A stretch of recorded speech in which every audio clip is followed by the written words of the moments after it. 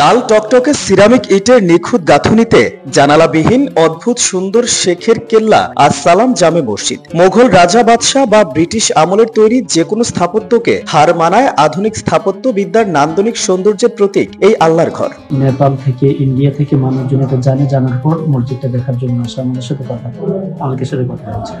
বাধাই করা স্বচ্ছ জলাশয়ের পাশে মনোরম পরিবেশে তৈরি এক দরজার দোতলা মসজিদটিতে কোনো জানালা নেই, অথচ আলো বাতাসের কমতি নেই একটুকু।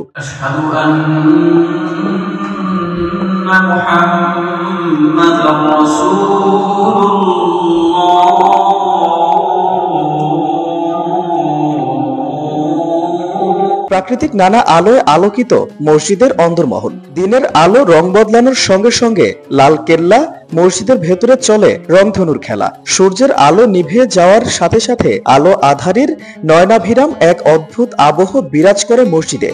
রাতে লাইটিং এর কারণে যে একটা সৌন্দর্য এবং দিনে লাইট না থাকার কারণে যে একটা সৌন্দর্য, সবকিছু মিলে একটা ভিন্ন প্রকৃতির আলাদা একটা মসজিদ মনের মধ্যে।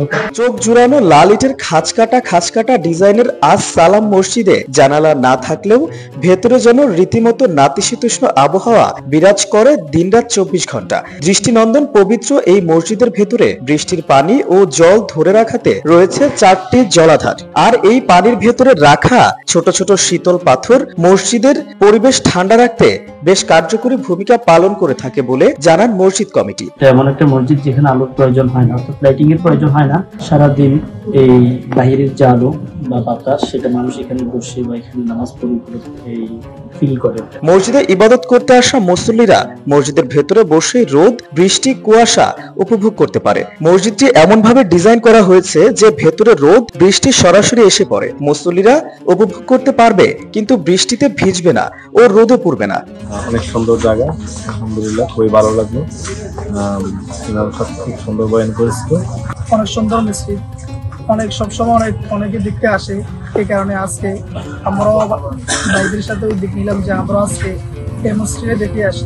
চোখ ধাঁধানো ডিজাইন আর নজরকাড়া নকশায় নির্মিত আধুনিক নির্মাণ শৈলীর অনন্য নজির এই মসজিদটি দেখতে ও নামাজ পড়তে দেশের বিভিন্ন প্রান্ত থেকে ছুটে আসে পুণ্যার্থী দর্শনার্থীরা।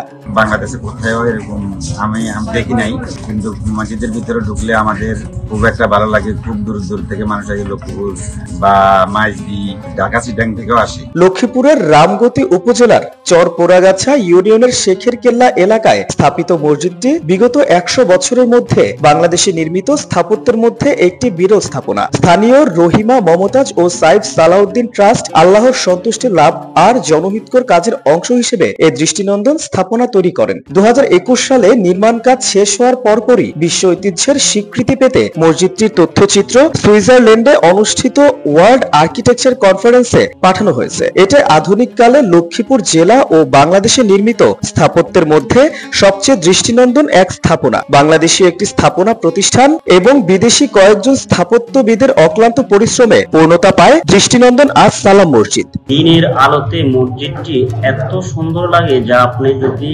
মসজিদটির ভিতরে আসেন তাহলে আপনারা বিশ্বাস করতে পারবেন না।